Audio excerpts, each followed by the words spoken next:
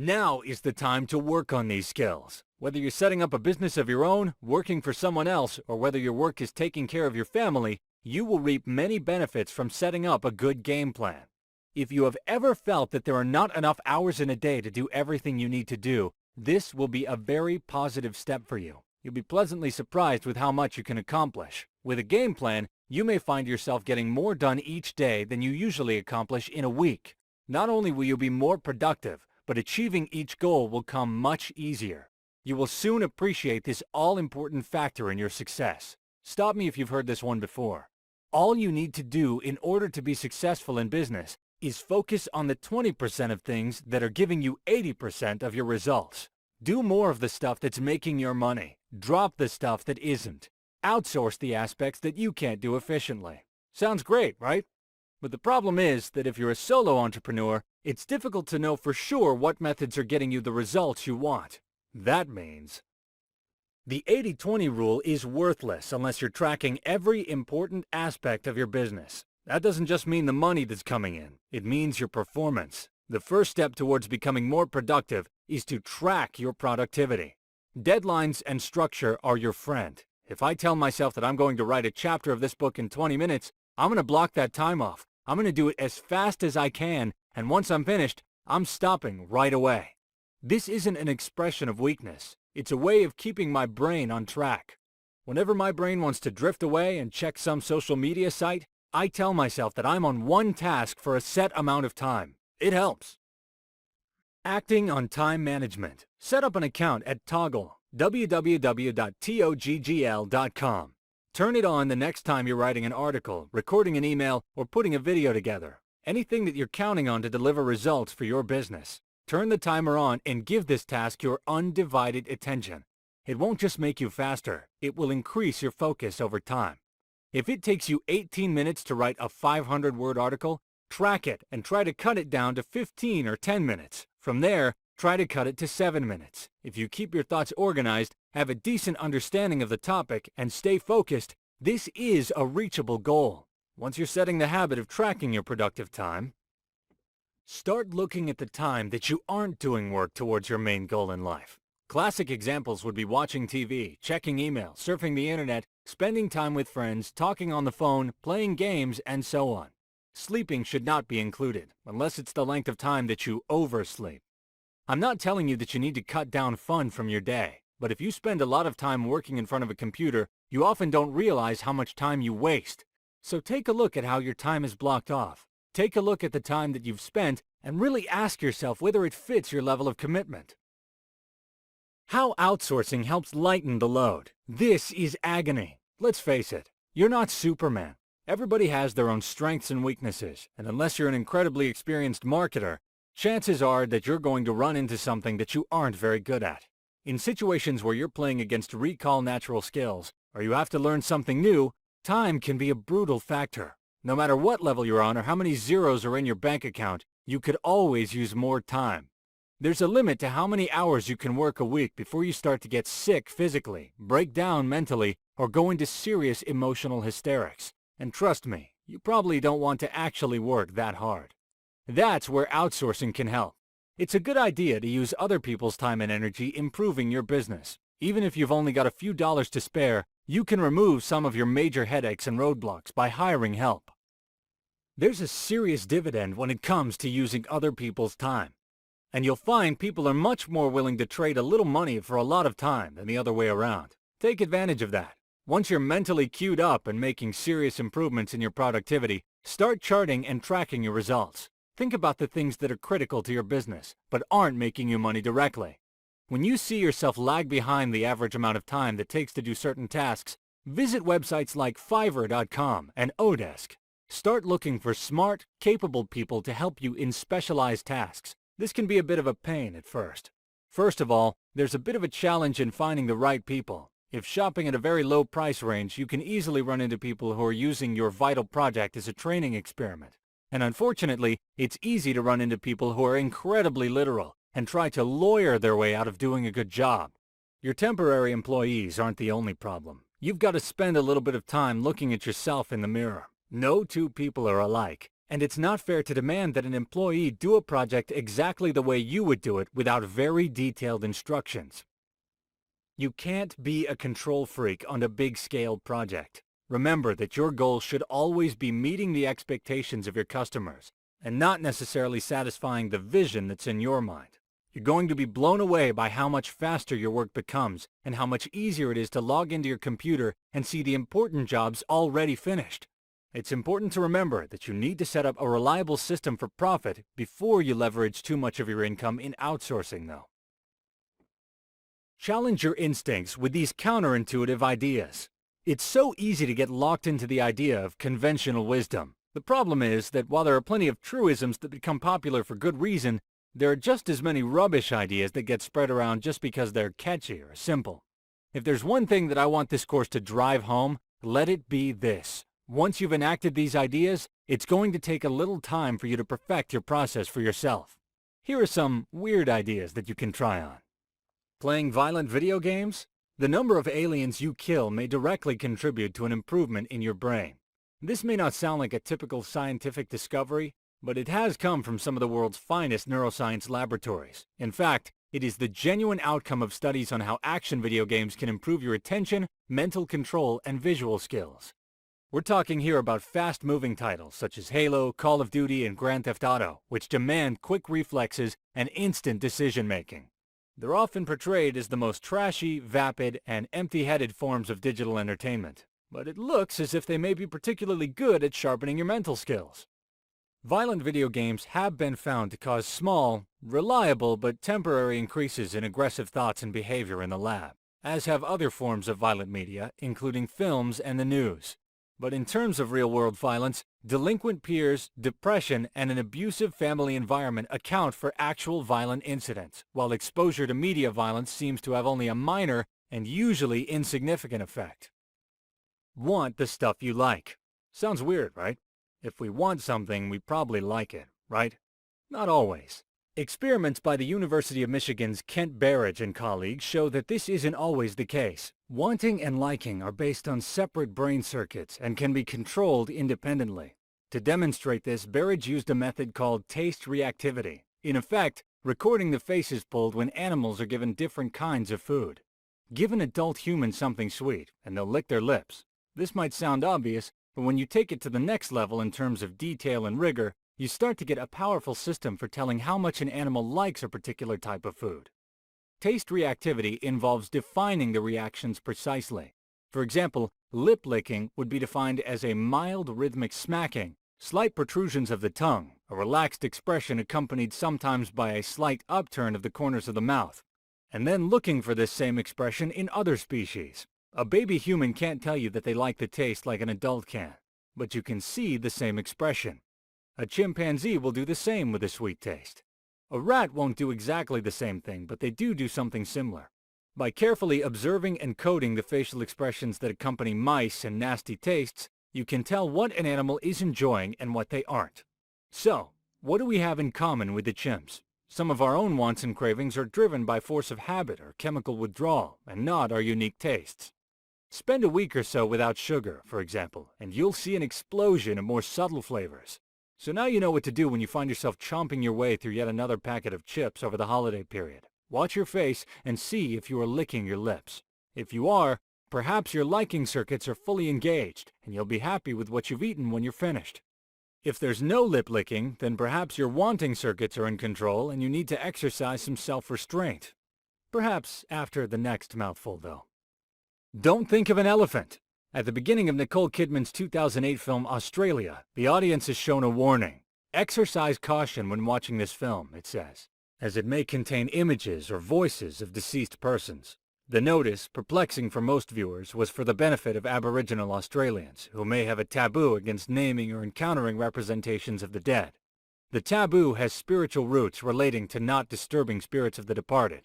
But anthropologist Katie Glaskin describes how the naming taboo serves to make people acutely aware of the person whose name is being avoided.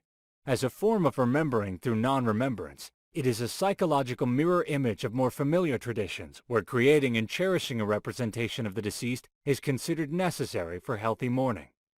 This underlines the fact that mourning can take place in a radically different way, based on a thoroughly different understanding of death, highlighting how any claims to a universal psychology of grief pale in the face of human diversity. How does this transfer to your own brain power? Well, the ideas that you try your hardest to block out can pop up where you want them the least. Don't try to block negative emotions. Just try to give a little judo throw that shifts them somewhere more productive. Can running away make you happier? Sometimes it seems unrealistic to block out distractions from your day-to-day workflow. Your family, your friends, and your coworkers can sometimes seem like a long conga line of distraction. They can bump you off of your schedule with one urgent item after another. And by the time you look to see where the time's gone, you've missed out on countless opportunities. But if this seems like a fact of your life, then it might be time to introduce a few new facts.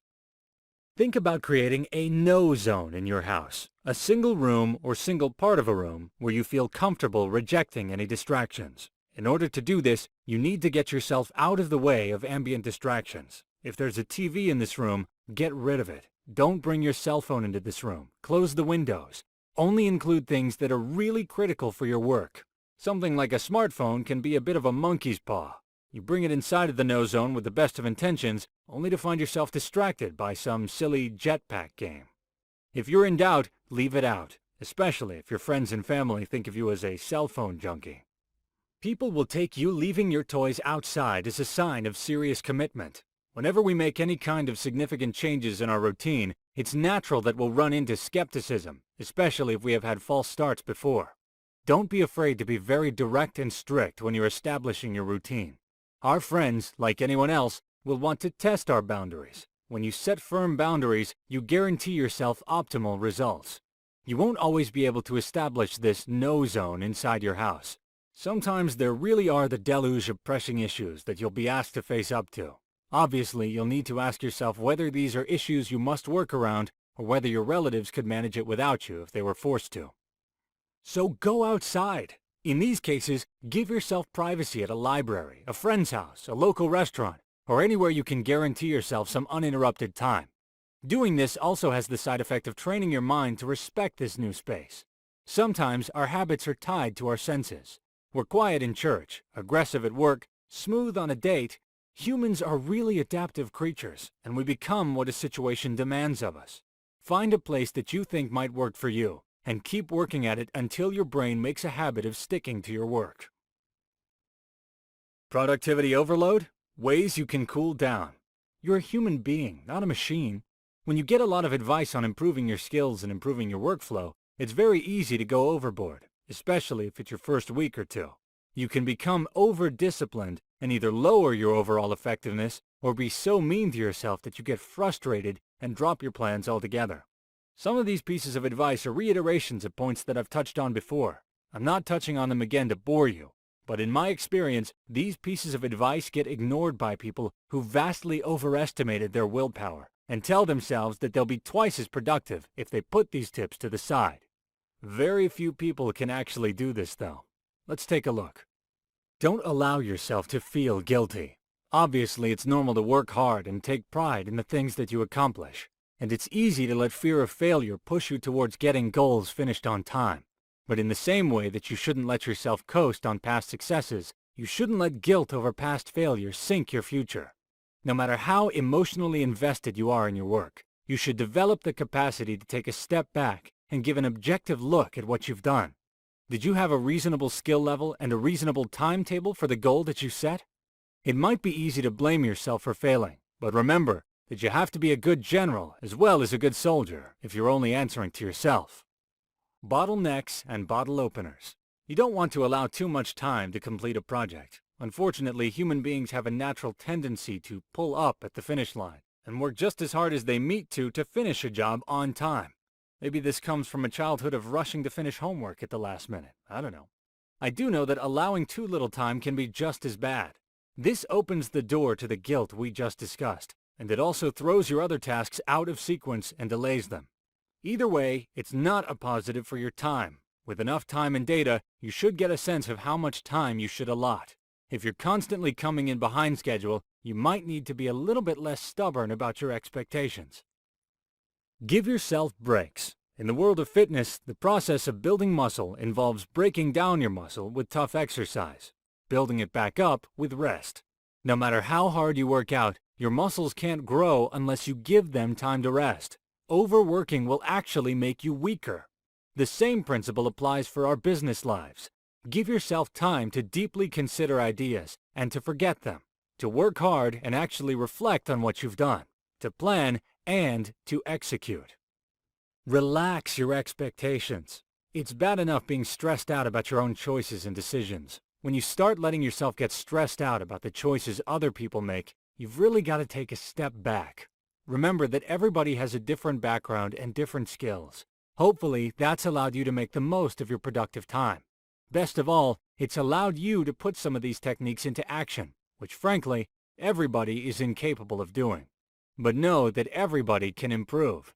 Be patient and be willing to experiment in your efforts to get the most out of others in the same way that you experiment to get the most out of yourself. Remember that your long-term goal is to set new habits and adapt yourself so that you can use them for a long time to come. Being too hard on yourself or asking too much of yourself is going to run counter to those goals. Going batching crazy, a little tip that makes you work faster. Between the litany of emails, text messages, Twitter posts, thrilling yet meaningless forum posts, and TV shows that you run into daily, it's easier to spend the time fighting distractions than actually working to fulfill your needs, not to mention the needs of your customers and clients. Once you've lost your focus, it's pretty tough to get it back. And if you've ever had a day where you were stuck juggling 10 different tasks and didn't get any of them done because you were so overwhelmed, you know how this feels. Every time you have to refocus your attention, you lower your energy levels and your capacity for creativity. Let this happen too often, and your brain will adapt to it, refusing to let you focus on anything for too long. Obviously, this can spell disaster for your business. Even if you don't always have a spaced-out feeling, constant distraction can keep you from being the killer entrepreneur that I know you want to be. This is where batching can help. Batching is the art of blocking off a period of time to do one single task as well and as often as possible. During this time, you shield yourself from any of your typical distractions and promise yourself the world won't end during your 20 minutes or so of focused time. The Pomodoro method is probably the most popular technique for batching that time. Make a list of the critical tasks that you need to do during your day. Set a timer and devote 25 minutes to each of those tasks. When you're finished, spend 5 minutes stretching and resetting your brain. After you've done 4 of these Pomodoros, take a longer 20-minute break. If you set up a list of the critical things that you need to do for your business and order those tasks so that you make incremental progress in each of them daily, you can make small improvements in each critical area of your business.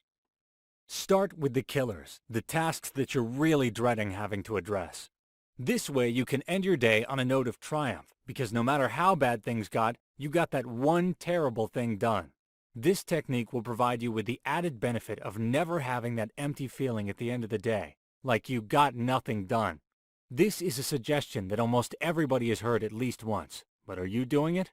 Mentally, it's very easy to allow ourselves to get distracted because those distractions dilute the main job in front of us. They add a little entertainment value to them and make it more bearable. But sit down and force yourself to do it for a day or two. Batching, like almost anything else that you'll do in your business, is all about experimenting. One of the reasons why it's so important to spend a little time outdoors, even if it's just for 20 or 30 minutes a day, is that it puts you in touch with your body. Too many people have almost no physical awareness of themselves. Part of this is a diet that drowns out subtlety in our palate and our physical reactions to food. But being aware of ourselves doesn't just extend to our physical lives. It extends to our work lives. The more attention you pay to your work, the quality, not just the time, the more you'll see what your own personal optimal working style is. The Pomodoro method might work best for you. You might be better off working in blocks of 2 to 3 hours. You might do best with something in between. But what's important is to track your work and how you feel when you're doing it. If you don't have the willpower or self-awareness to do this, then you might be stuck wondering why you're unproductive or whether you're unproductive. Neither is a good option. Finding out what works for you personally and giving yourself good habits will allow you to do those beneficial tasks on a regular basis. Some quick thoughts on shutting down info distractions. One of the problems you'll have with any plan to increase your total productivity is that you're never quite sure what you should focus your attention on. Sure, there's the idea of tracking your time and your statistics, but that seems like more of a way to weed things out. How do you know what goals you should set in the first place? Information overload can make this problem worse. If you look around online for any particular subject, you'll find information everywhere. Print books, PDFs, blog posts, tweets, photographs. You will almost never need this much information to do a job well. Can you imagine the Indians needing a 500-page manual and a DVD series on how to plant corn? In fact, you barely have to look for information, because thanks to social media and inbox creep, it often pops up, whether you asked for it or not. So, you need to set up a system that lets you filter good information from bad information, so that you can focus on the things that get results. Find a mentor. It's a good idea to have someone you can bounce ideas off of before you go full bore into a specific plan. While there's lots of information available online from many well-meaning people, they don't have a complete knowledge of what your skills are or what you'll need to succeed. Best of all, if your mentor is any good, he or she will have a limited skill set. That means they're going to keep you focused on areas that they have already proven themselves to have some talent in. Give old ideas a fresh look and go on a serious information diet. Instead of buying products that promise to build you some fresh system from scratch, look for guides that will help improve a specific part of a plan you're already executing. Chances are, if you've been buying how-to guides for any significant period of time, you've already stumbled across something that will work if you have the time and the skill set to execute it proper. Block out digital noise. If you visit your email inbox only to find 10 or 15 promotional messages greeting you before you've had your morning coffee, it's going to be so much harder to focus on things that are important during your day. Unsubscribe from email lists and newsletters that aren't giving you serious personal value. If you can't bear to do that for some reason, filter your favorite marketers into a single folder in your inbox and check them at the end of the day. That way your attention will be focused on more important things. Don't be afraid to screw up. There's a psychological reason why people spend so much time overloading themselves with information. They don't trust their own authority, and they aren't sure they have the knowledge to succeed in a given task. The problem is, you never really are sure until you get off your rear and make things happen. Start experimenting with ideas, invest your time to get things off the ground, and invest your money once you've seen returns.